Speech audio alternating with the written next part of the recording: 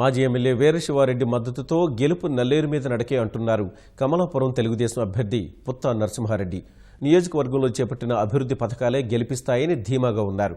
అభివృద్ధి, సంక్షేమం జనాన్ని మెప్పించాయని ప్రచారం చేస్తుంటే ప్రజల నుంచి విశేష ఆదరణ లభిస్తోందని చెబుతున్న పుత్తా నరసింహారెడ్డితో ఈటీవీ ముఖాముఖి.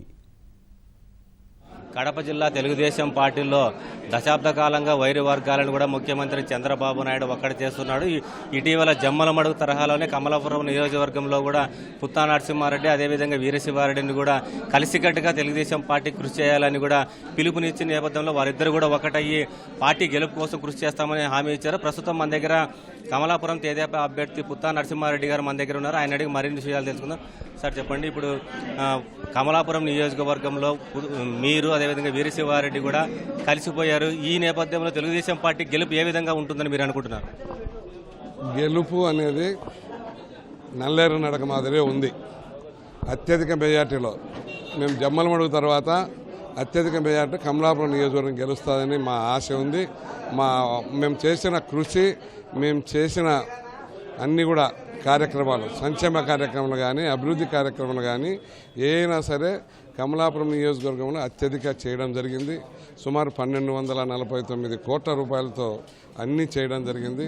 కమలాపురంలో చిరకాల కోరిక కమలాపురం ప్రజలందరికీ, కమలాపురం మండల ప్రజలందరికీ కూడా ROB రైల్వే ఓవర్ బ్రిడ్జ్ కావాలనేది వాళ్ళందరూ కోరుకునింది. రైల్వే ఓవర్ బ్రిడ్జ్ కూడా శాంక్షన్ చేసి టెండర్ల స్టేజ్లోకి వచ్చింది. దానికి కూడా మా వాళ్ళందరికీ ఉన్నారు. అది కూడా కాకుండా అండర్ డ్రైనేజ్ కూడా కమలాపురం కానీ చెన్నూరు గ్రామాల్లో కూడా అండర్ డ్రైనేజ్ కూడా సుమారు 27 కోట్లతో వాళ్ళకు కూడా నిర్ణయించడం జరిగింది. రోడ్లన్నీ, సిమెంట్ రోడ్లన్నీ 99% రోడ్లన్నీ వేపించడం జరిగింది. ప్రధానంగా ఇప్పుడు జమ్మలమడుగులో ఇద్దరు నేతలు ఆదినారాయణ రెడ్డి, రామసుబ్బారెడ్డి ఇద్దరు కూడా ప్రచారానికి గ్రామాల్లో తిరుగుతున్నారు. ప్రజల నుంచి కూడా మంచి స్పందన వస్తుంది. ఆ విధంగా కమలాపురంలో కూడా మీరు వీరశివారెడ్డి ఇద్దరు కలిసి గ్రామాల్లో ప్రచారానికి తప్పకుండా తిరుగుతాము. గతంలో కూడా తిరిగినాం. మా మధ్యన ఇప్పుడు కూడా మీకే అదే చెప్పింది. నేను మొట్టమొదట మాకు ఎలా పొరాపొచ్చలు లేవు, టికెట్ అడగడంలో ఎక్కడ తప్పు లేదు అని చెప్పిన. మాకు ఎలాంటి మేమిద్దరం కూడా మీ పేపర్లు కానీ మీ ఛానల్ కానీ ఎక్కడైనా ఒక రోజైనా మేమిద్దరం విమర్శించుకునే రోజులు ఏదన్నా ఉన్నాయా? మాకు మామూలుగా రోజు మాట్లాడుకుంటాం. మాట్లాడుకుంటాం. టికెట్ వచ్చినప్పుడు సహజంగా అందరూ అడగడం తప్పేం లేదు. దాన్ని మేమంతా కలిసి కట్టుగా మేమిద్దరం మొదటి నుంచి వ్యతిరేకత భావాలు లేవు. మా గెలుపుకి ఆయన పూర్తి కృషి చేస్తాడు, చేపిస్తాడు అని పూర్తి నమ్మకం కూడా ఉంది, చేస్తాడు కూడా. నేను ముఖ్యమంత్రి చంద్రబాబు కూడా వీరశివారెడ్డికి ఫోన్ చేశారు.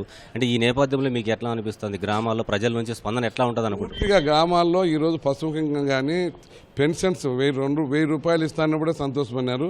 2000 ఇచ్చిన తర్వాత బాగా సంతోషపడుతున్నారు. మేము చెప్పకుండా కూడా డాక్రాలో ముందు 10,000 ఇచ్చినాం.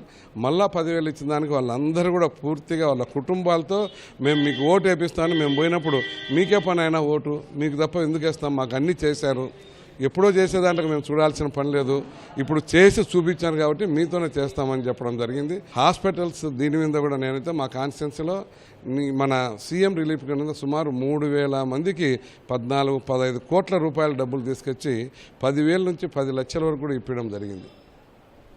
గత ఎన్నికల్లో మీరు కేవలం 4,000 చిల్లర ఓట్లతో మాత్రమే ఓటమి పాలయ్యారు. అయితే ఈ వైకాపా అభ్యర్థిని ఈసారి ఓడించి మీరు గెలుపు గుర్రాల మీద ఎక్కడానికి మీరు ఎలాంటి ప్రణాళికలతో ముందుకెళ్ళబోతున్నారు? ఎక్కడైతే గతంలో మేము తక్కువ ఓట్లు వచ్చేసినాయో ఆ ఊళ్ళల్లో మనం ఎందుకు తక్కువ వచ్చినాయి, ఎందుకు తక్కువను మనం ఎలా పూర్తి చేసుకొని మనం మెజార్టీలో రావాలా అనే సంకల్పంతోనే మేము గతంలో ఇప్పటి నుంచి కూడా కాదు, గత 3 సంవత్సరాల నుంచి కూడా నేను తిరుగుతూ ఉండా. మీరు ఏం గెలిచలేకపోయినా ఇంత అభివృద్ధి మాకు ఎవరు చేయలేదు, తప్పకుండా మిమ్మల్ని మేము తప్పకుండా గెలిపిస్తామనేది పూర్తిగా ఏ గ్రామానికి పోయినా కూడా అందరూ కూడా మహిళలు అయితే పూర్తిగా మాతో వచ్చేసి చేయగలిపేసి నీకే ఓటు అని చేయగలపడం చేస్తూ ఉన్నారు. ఒకసారి ఈవేళ మీ కమలాపురం నియోజకవర్గం నుంచి మీరు ఎమ్మెల్యేగా గెలిస్తే మీ ప్రజలకు ఏం చేయాలనుకుంటున్నారు? ఏదైతే ఇంకా పెండింగ్ ఉన్నాయో ఇప్పుడు బాగానే ఎక్కువ వర్కులు చేసినాం. ఇంకా ఏదైనా అభివృద్ధి ఎక్కడనే కానీ ఏది కొదవ లేకుండా సమస్యలు అందరికీ గ్రామాలకు సంబంధించినట్టు కానీ ఊరికి సంబంధించిన కాన్స్టిట్యూన్సీకి సంబంధించినట్టు కానీ, ఎందుకంటే నేను దాంట్లో కొంత దాని మీద శ్రద్ధ పెట్టా కాబట్టి ఎట్లా డబ్బులు వస్తాయి, ఎట్లా డబ్బులు తీసుకురావాలి, ఎవరిని అడిగితే డబ్బులు వస్తాయని చెప్పడం తెలుసుకున్నా. గతంలో కడప పార్లమెంట్లో తక్కువ ఓట్లతో ఓడిపోయిన నియోజకవర్గం కమలాపురం. దాన్ని తీసుకురావడానికి మేము కూడా దాన్ని వదలకుండా గతంలో ఓడిపోయినాం, దాన్ని ఎట్లా మనం ముందు పోవాలా, ఒక దొంగకు ఓటు వేసినారు అనేది మా బాధ. మా కార్యకర్తలందరూ పలాని చేస్తాం, మన ఊరికి పలాని చేస్తే మాకు ఓట్లు వస్తాయి, మనకు చేయండి అన్నారు. అవన్నీ చేసినాం. ఇవన్నీ కూడా కాకుండా ఆదరణ పథకం చాలా ఇప్పించినాం. నేను ఇప్పటికే ఒక 20 రోజులు 25 రోజులుగా తిరుగుతున్నా. నేను ప్రతి గ్రామంలో ప్రతి ఇంటికి పోయడం జరిగినాం. నేను 10-15 వేల ఓట్లకు తప్ప కొదమలో ప్రతి ఇంటికి ఓటును పోయి అడిగి వచ్చినాం. ఇప్పుడు నుంచి ఆ 15,000 ఓట్లు కూడా ఒక 2-3 రోజుల్లో అయిపోజేస్తున్నాం. ఈరోజు కమలాపురం అయిపోతుంది బహుశా. రేపు మొన్నట్లో కార్పొరేషన్ ఏరియాలో కొంత ఉంది, అవి కూడా అయిపోజేసేసి మళ్ళీ ఒక్కసారి అటు ఇంటింటికి లేకుండా ఊరూరికి పోయి ఒక ప్రచార రథం పెట్టుకొని అక్కడ మీటింగులు చెప్పడం ఏదో ఒకటి చేయాలనేది ఒక సంకల్పంతో ఉన్నాం. నియోజకవర్గంలో ఏది కొద లేకుండా చేపించాలనేది మాకు కూడా ఒక సంకల్పం ఉంది. చేయిస్తానని నేను తెలియజేస్తున్నాను.